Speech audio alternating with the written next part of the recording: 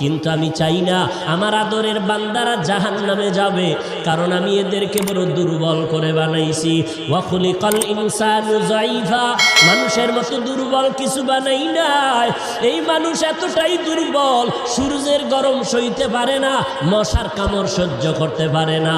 এই মানুষগুলোকে আমি আল্লাহ চাই না ওরা জাহান্নামের আগুনে জ্বলবে, ওরা কবরে গিয়া মাটির চাপা খাবে। আমি আল্লাহ চাই আমার প্রত্যেকটা বান্দা বান্দি যেন জান্নাতি হইয়া কবরে আসতে পারে।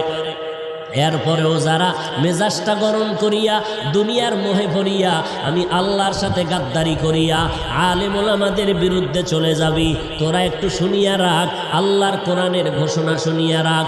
আল্লাহর কোরআনটা কেমন সত্য, আজও পর্যন্ত কোরআনের চ্যালেঞ্জ কোনো বেঈমান গ্রহণ করতে পারে নাই। আজও পর্যন্ত কোরআনে একটা ভুল কেউ বের করতে পারে নাই। ওই কোরআনটা এত সত্যই যে বিধর্মীরা